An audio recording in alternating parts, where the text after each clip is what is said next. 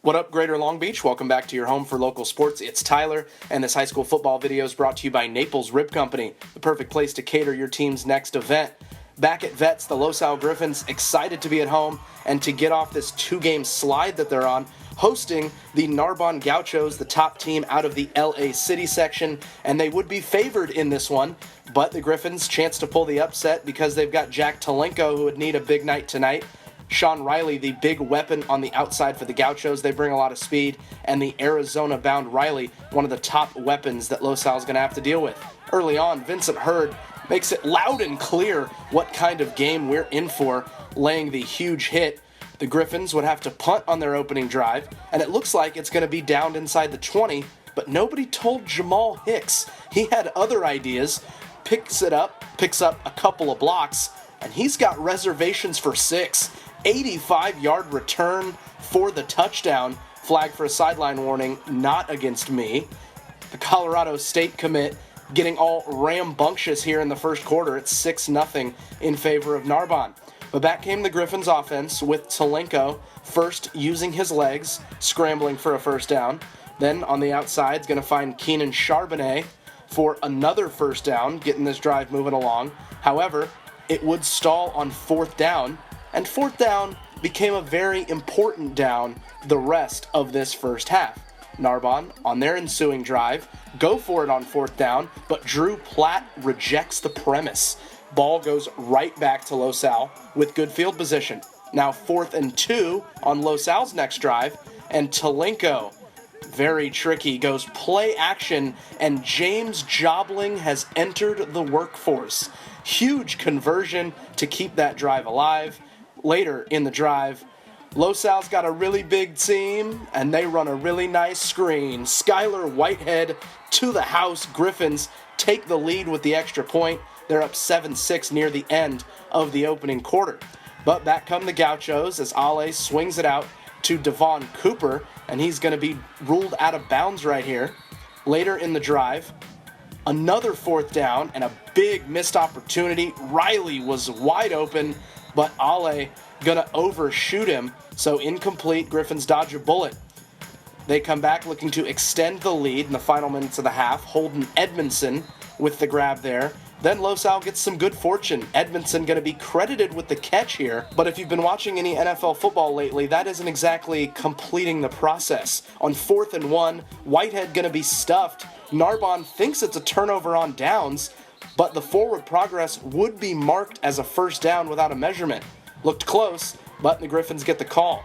Talenko would take advantage, buying time, finding Hayden Smith all by himself at the 5. Then Talenko going to finish the drive himself with the keeper, scoring just a couple minutes before halftime. So we go to intermission with the Gauchos trailing the Griffins 14-6.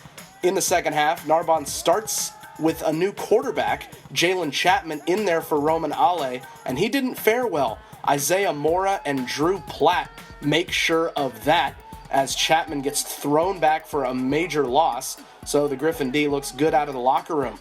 But on the next Los Al drive, the game turns because a head didn't. Talenko's pass goes right by Edmondson's ear hole into the arms of Daniel Brown for the INT, and momentum all of a sudden wearing white. Ale back in the game, and on his first snap, he's taken a shot. Roman was built in a play. 58 yards on a dime. The defense was hanging with Mr. Cooper, but he still gets in for 6. 2-point conversion ties us at 14. Griffin's offense did come back with the answer. Talenko finds Mike Magana. Then, again, out to Edmondson on the sideline for a nice grab. Whitehead going to get some running room up the middle. Rushing yards were mostly hard to come by. Gauchos did a good job stopping the run tonight. Talenko finds Magana again. Griffins love that skinny post up the middle.